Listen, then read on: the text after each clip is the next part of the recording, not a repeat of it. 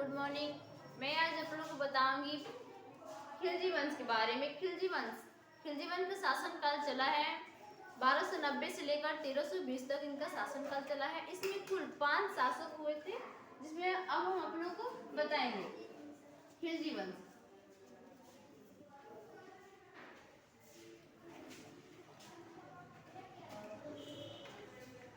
खिलजी वंश का शासनकाल 1290 से लेकर 1320 तक चला है।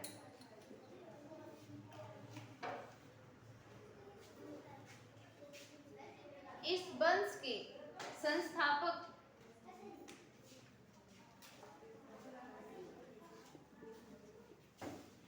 खिलजी वंश के संस्थापक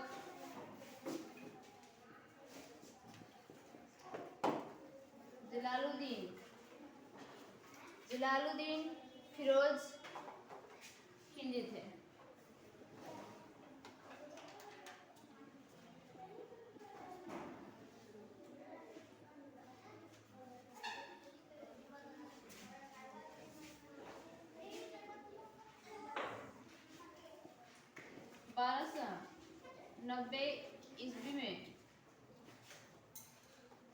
बारह सौ नब्बे ईस्वी में इस वंश की स्थापना की थी जलालुद्दीन फिरोज खिलजी ने।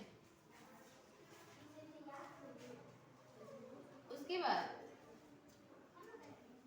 इस वंश में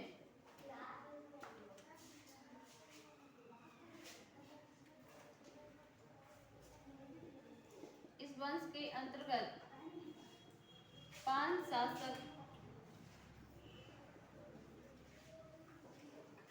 5 शासक आते हैं।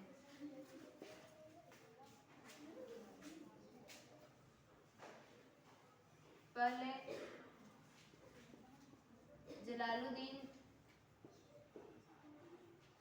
जलालुद्दीन फिरोज खिलजी, दूसरा अलाउद्दीन खिलजी,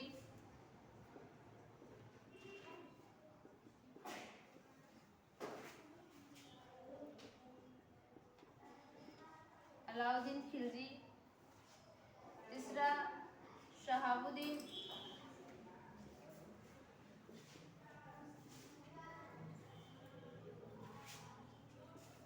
उमर।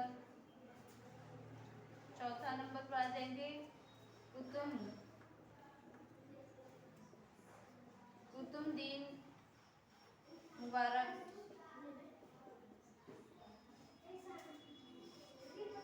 एक आ जाएंगे 5वें नंबर नासिरुद्दीन।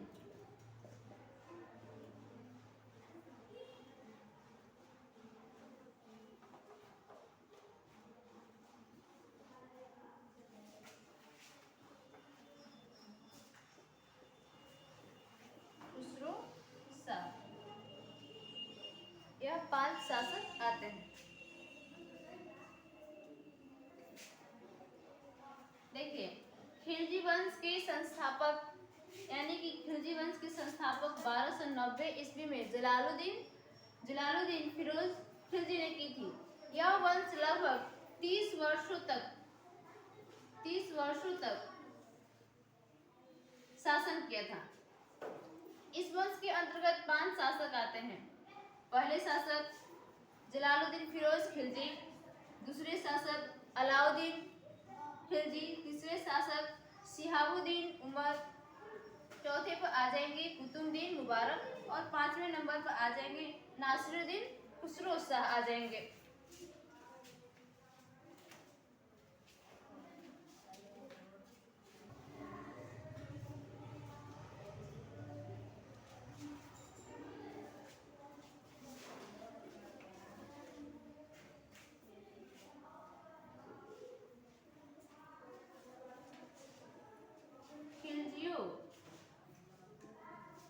खिलजियों ने भारतीयों को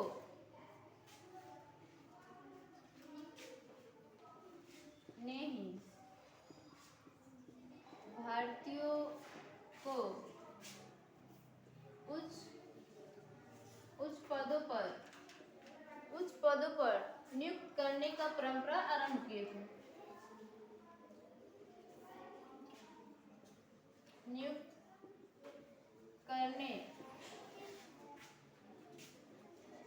नियुक्त करने की परंपरा आरंभ किए थे।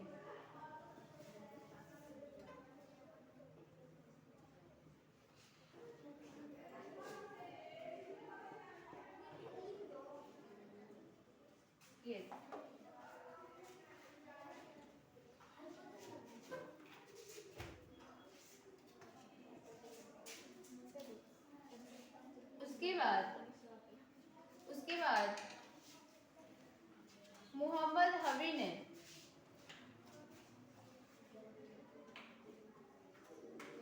मोहम्मद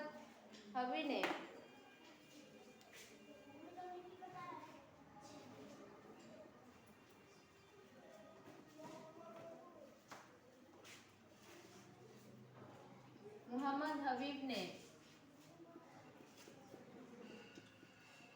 तुर्कियों के आगमन को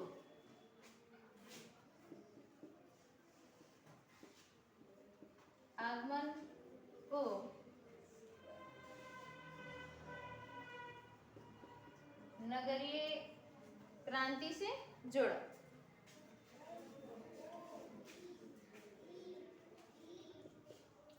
नगरीय क्रांति से जोड़ा और तो अलाउद्दीन खिलजी ने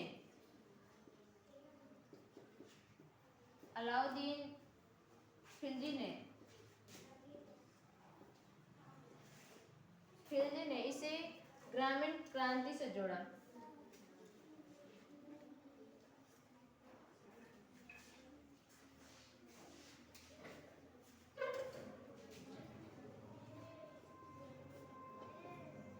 कार्य को ग्रामीण क्रांति से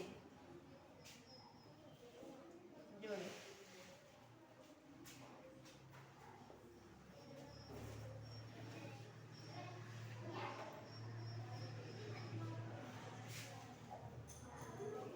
खिलजियों ने ही भारतीयों को उच्च पदों पर नियुक्त करने की परंपरा आरंभ किए थे। यानी कि खिलजियों का देन था भारत का कि उच्च पदों पर नियुक्त किए गए थे। मोहम्मद हबी ने तुर्कियों के आगमन को नगरीय क्रांति से जोड़ा। किसने? तो मोहम्मद हबीब ने तुर्कियों के आगमन को नगरीय क्रांति से जोड़ा और वहीं पर अलाउद्दीन खिलजी ने इस कार्य को ग्रामीण क्रांति से कहते हैं।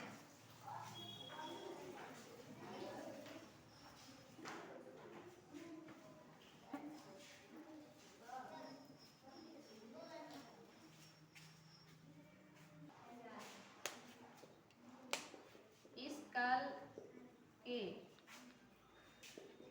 मुख्य विशेषता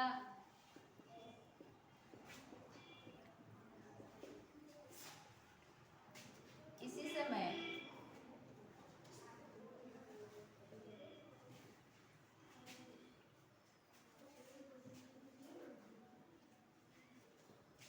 इसी दौरान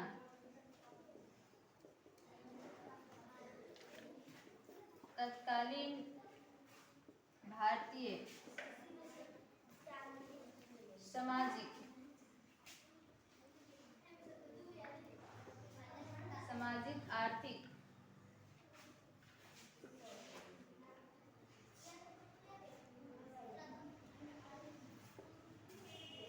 सामाजिक आर्थिक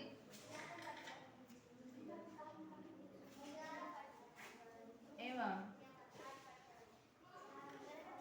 राजनीतिक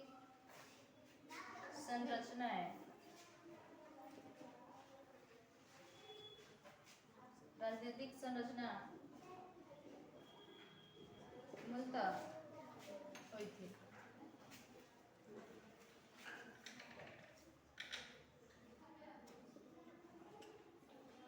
मूलभूत परिवर्तन हुई थी।